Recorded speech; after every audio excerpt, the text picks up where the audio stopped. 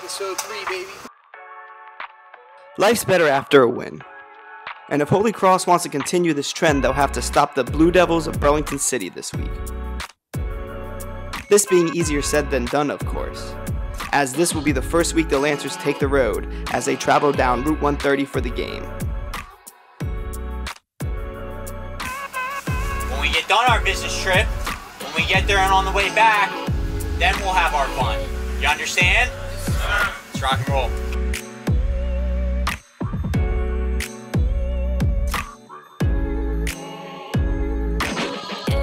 Now, although they won't be playing at Riley Field this week, they'll be supported by the field's namesake. So everybody around here that knows the Riley family, that's Pop Riley. He goes to all the games. He's donated a lot of money. He's been a part of Holy Cross football well before I've been born. When my dad was here, him and my dad were good friends, and how still involved Pop Riley is, not just in Holy Cross football, but the Holy Cross family in general. It really means a lot to see him at the games. Who do you think's gonna win tonight? City, why? That's our hometown. Yeah? You lucky I'm not winning. You lucky I'm not winning. Everybody's like, I'm scoring 50 touchdowns.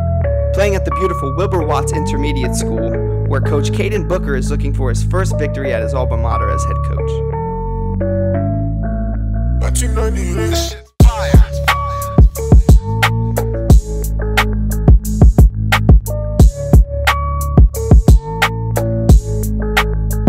The Lancers look to spoil the parade and start the season 2-0. Every one of the student athletes are taking the game seriously, but one in particular is taking it personally.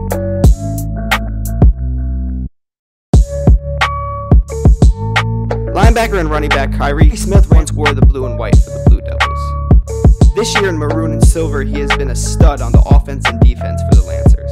Well, recently my brother passed, so I've been playing for him mostly and keeping his promise by, because both of us play football, so he wanted to get a D1 scholarship and play for his mom, so I'm gonna do the same. I mean, it's all love, but it's personal for me.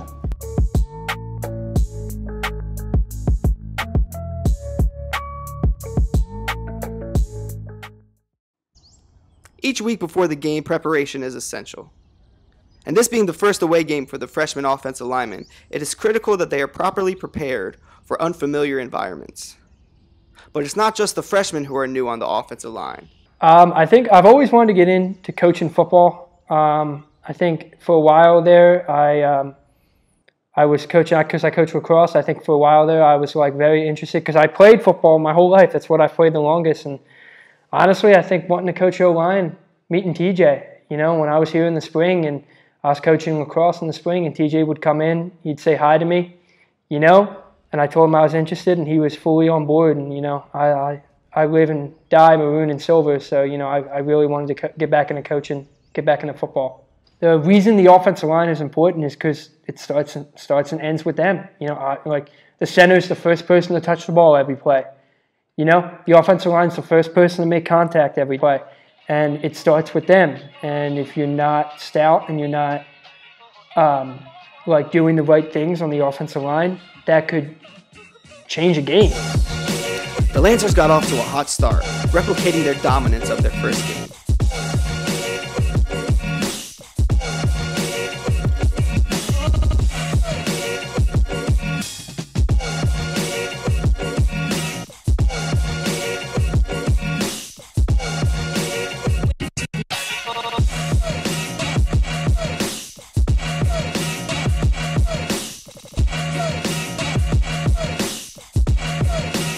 Smith ran with a chip on his shoulder as he punished the Blue Devil defenders.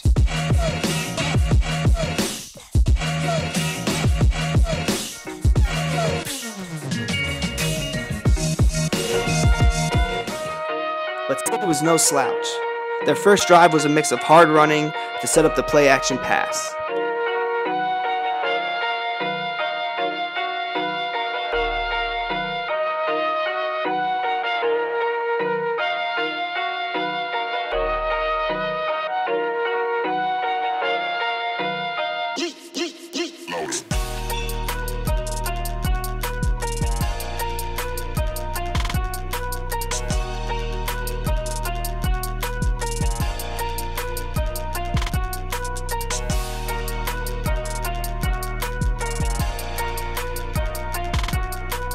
Holy Cross bit on the play action and clawed at the ball.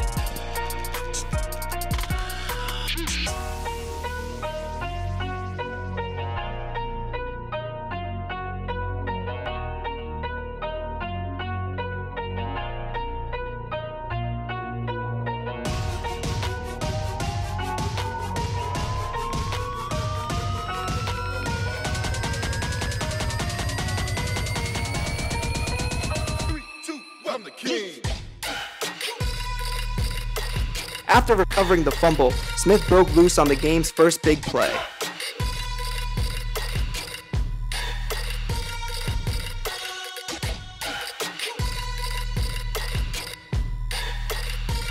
Burlington City was on their toes as Cross tried an air strike that missed its target.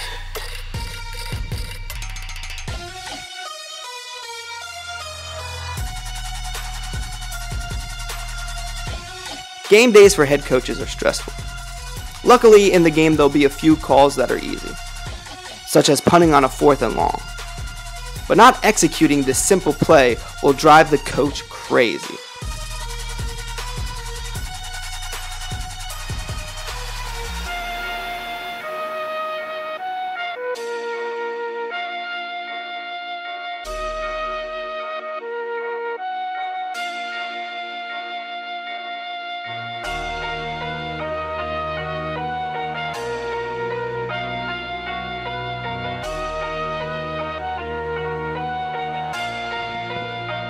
A few attacks through the air in the first quarter is a stalemate.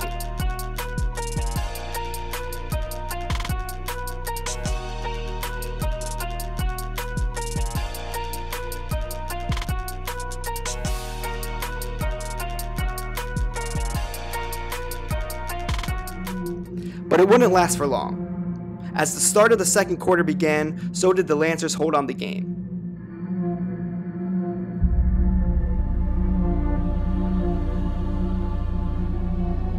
Letting up their first defensive touchdown of the season, ending their 5-quarter shutout streak.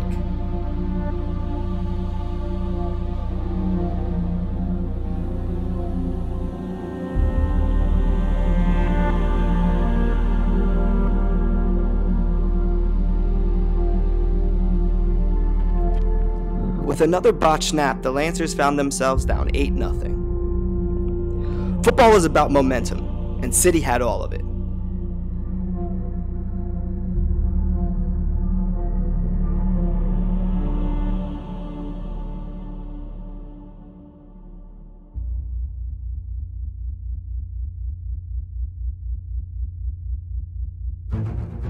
They couldn't quite kill the Lancers, as the defense continued its solid play.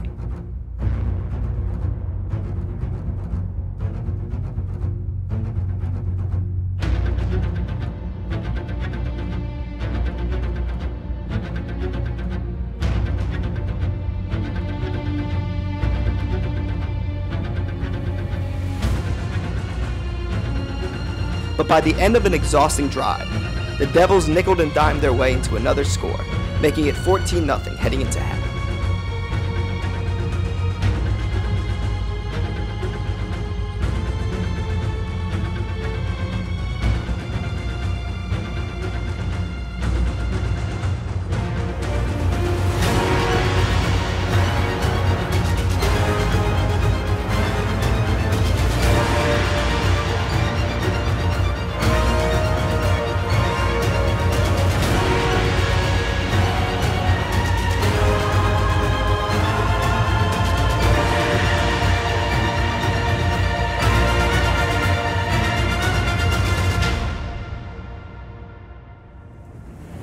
After only completing one pass in the first half, Coach Madeira made a change at quarterback, sending in John Rodriguez for a spark.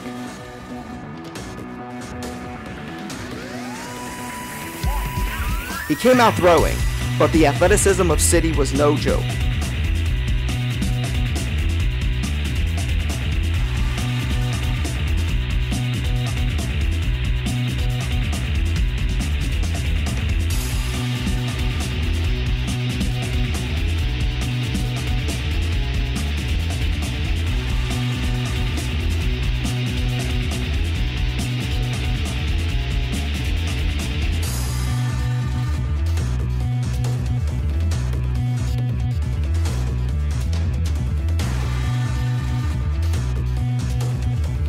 City could do no wrong as the teams entered the final quarter.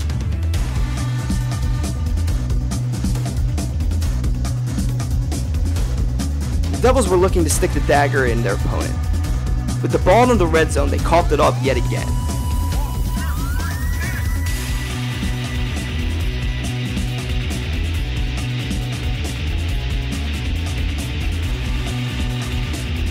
But the Cross offense couldn't respond.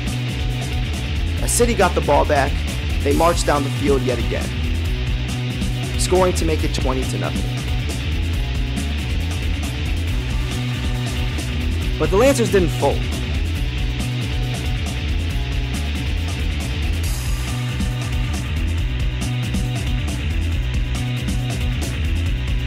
They took to the air, finally getting it together. With a long pass to junior Jalen Peak and another solid pass to Ryan Elliott for a touchdown, the Lancers were playing with a newfound energy.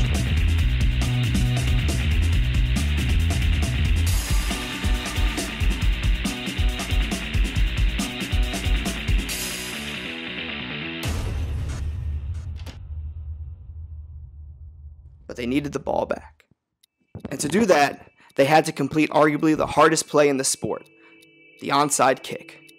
With the Devils knowing it's coming, it would be almost impossible to get the right bounce to get the ball. But they do.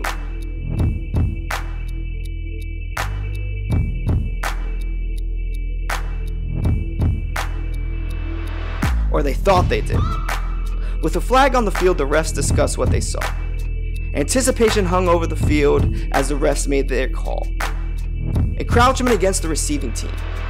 A penalty that has never been called in an NFL game. It being a dead ball foul, it meant the Lancers would have to kick again.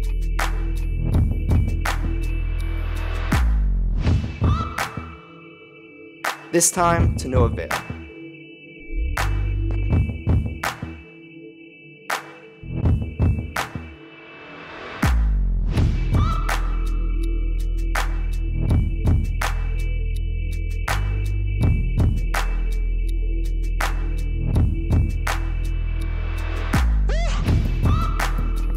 A last-minute Hail Mary interception sealed the deal for the Devils.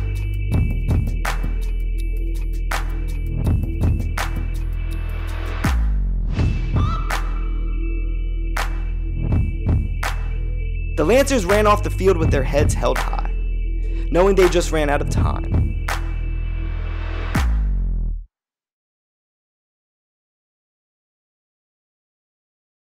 The win is Coach Booker's first at Burlington City. Congratulations to him and his team for a well-played game. With Burlington City, I mean, look, Burlington City has some great athletes. They're a very well-coached team. I respect Caden a lot. I think he does a great job over there. Offensively and defensively, they're kind of like us. They don't have a lot of kids, but those kids, I'll tell you what, they give everything they have, every single play. They care about football, and they're well coached. And when you add those things together, that's a scary combination. There's a lot of things that as a coach that I would like to have back, especially as a play caller, and I'll put a lot of the loss in general on myself. I need to be better. It starts with me, then with my coaches, then with my players, and I think we will get better. I think this was a great learning experience for a young team. Nobody likes to lose. I think that I hate losing more than I like to win. But life isn't really about how things are going when everything's right. Life is about how do you react when things are going bad. So for a young team to lose a game like that, I think it's really going to show a lot about us with how we respond these weeks going forward.